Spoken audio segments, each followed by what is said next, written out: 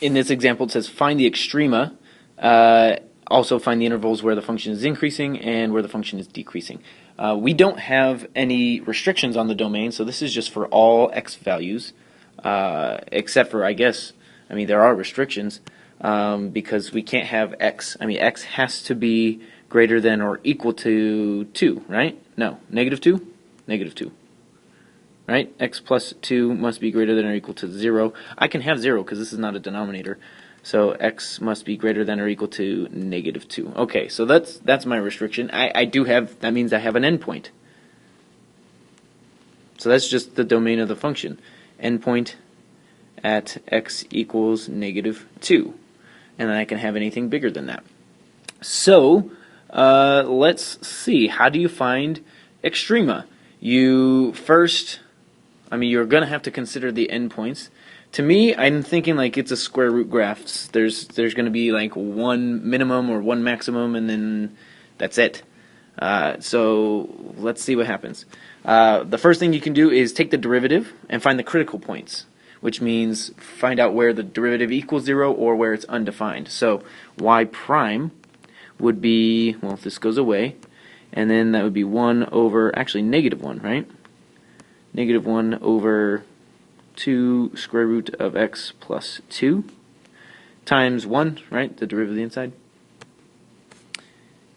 So my critical points, actually, this will never equal 0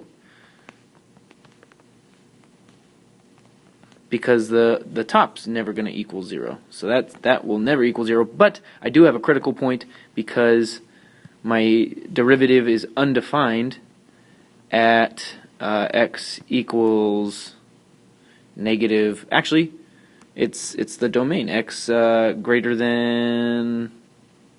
less than negative 2, because if it was equal to negative 2 I would get stuff in the denominator. So I'm just going to say x equals negative 2.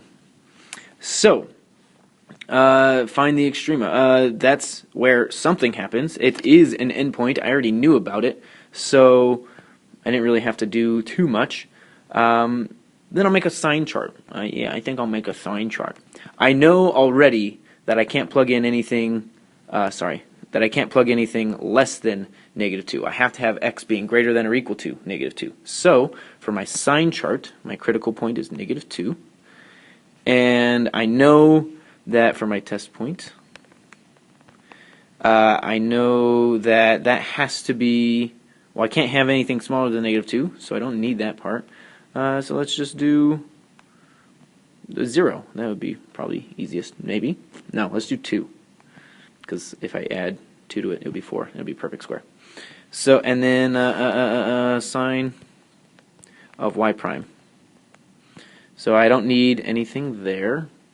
And then we're just going to see if it's increasing or decreasing. And in fact, it's going to be increasing or decreasing the whole entire time. So depending on whether I have a positive or a negative here, I'll know whether this is a position of the absolute maximum or absolute minimum. So plug in the 2 to y prime, and I get 4 underneath there, and then square root of 4 is 2, so that's negative 1. And in fact, no matter what, I could just look at this. No matter what, I'm going to get a negative, right? Because this, whatever comes out of the square root, is always going to be positive. So I will always have negative. So it's always decreasing. So it says find the extrema. If this is decreasing, then it must have had the highest point at that critical point. So we would say absolute max or global max at x equals negative 2, value of, and then I plug it into my original because I want the y value.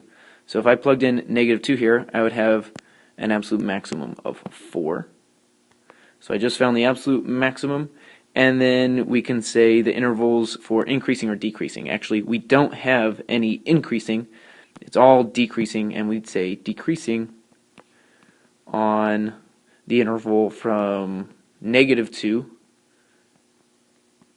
to infinity. And I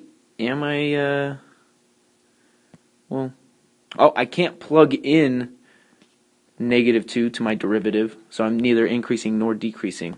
It's undefined at -2, the derivative. So I would do an open bracket, or open parentheses there. And there you go. That's how you do that. That one took a little bit. Too much talking.